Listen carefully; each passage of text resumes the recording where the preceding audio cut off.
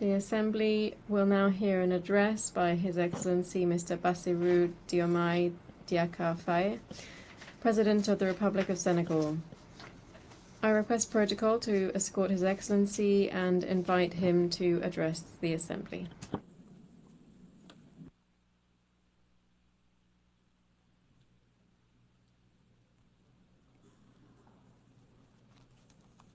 Madame la Présidente, President of the General Assembly, colleagues,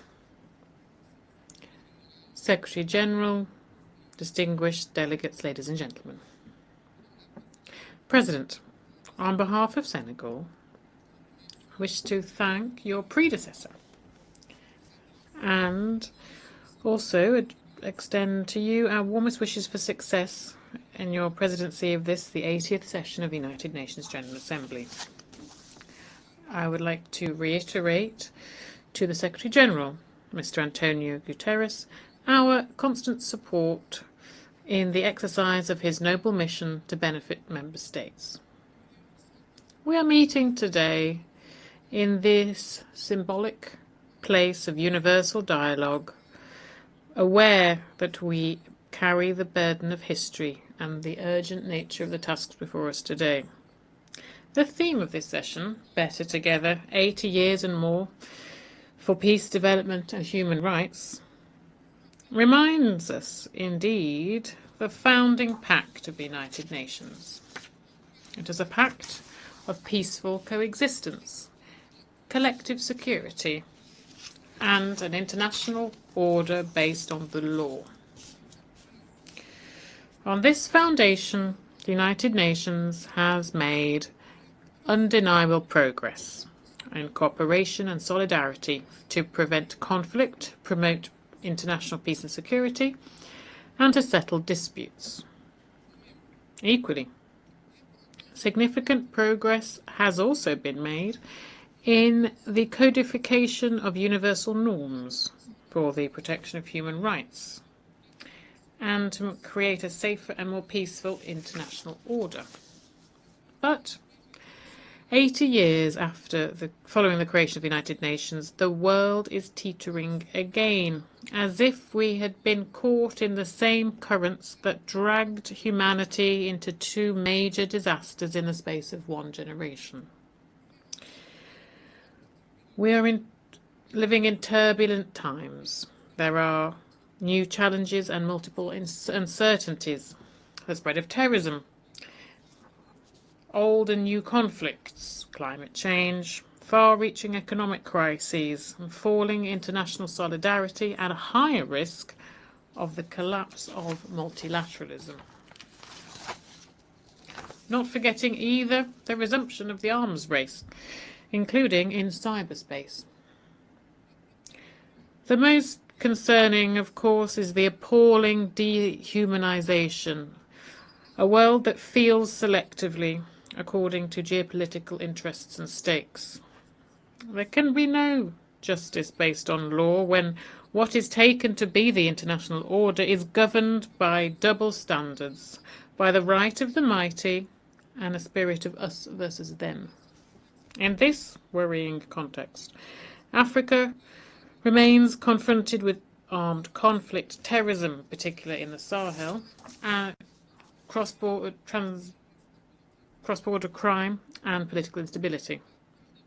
When faced with so many challenges, our approach should be an integrated one that combines prevention with resilience and a targeted response. Peace and security have a price.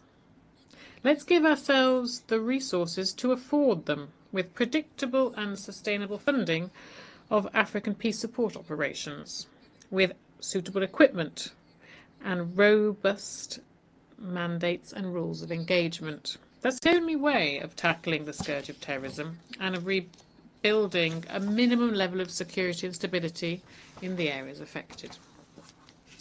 Here I wish to reiterate Senegal's solidarity towards our brotherly countries who are working day in, day out to fight terrorism.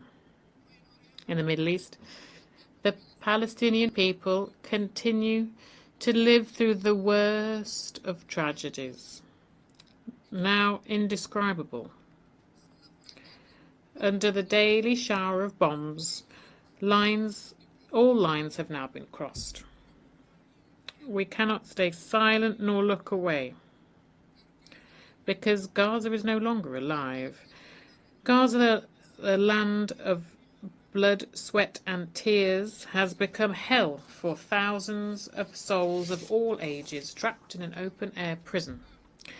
Men, women and children are in agony every day, deprived of food, water and health care. Senegal reiterates its strong condemnation of this tragedy that nothing can justify.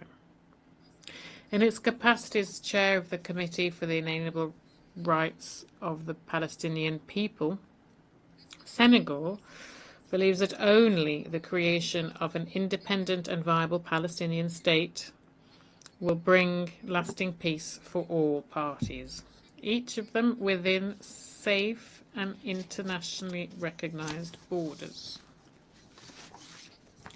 Ladies and gentlemen, 80 years ago, the founding fathers of the UN committed, when they created the UN, to spare succeeding generations from the scourge of war, which twice in a quarter of a century had caused millions of deaths and unutterable suffering. On behalf of Senegal, I wish to pay tribute to those pioneers and all of those who have embodied the universal values of our organisations, often at the cost of their own lives.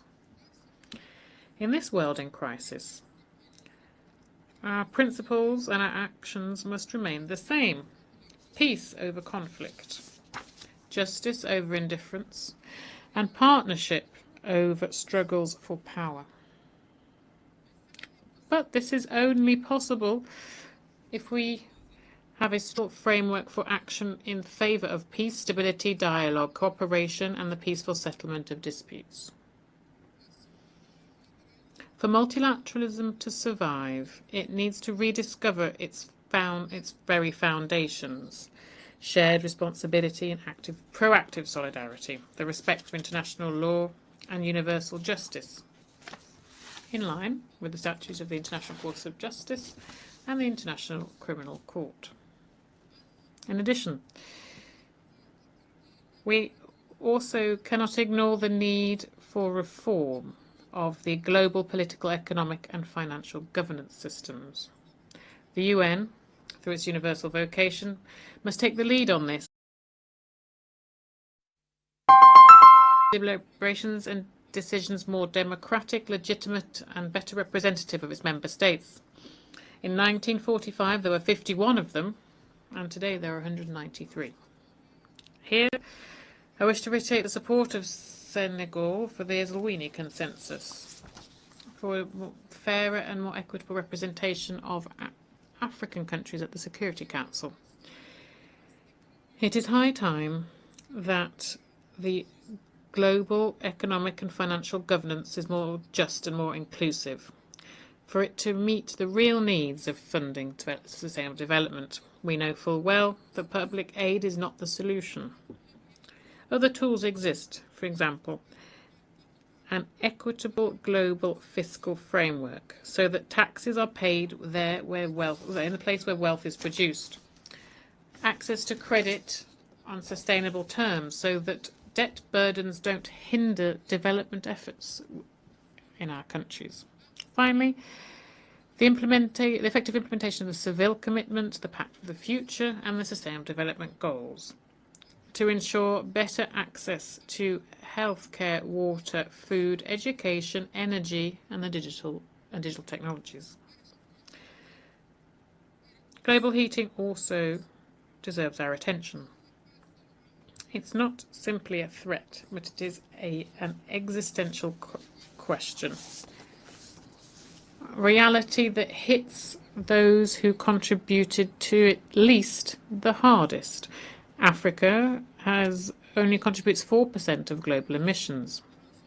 And however, drought, flooding, coastal erosion, food insecurity are part and parcel now of the lives of our peoples.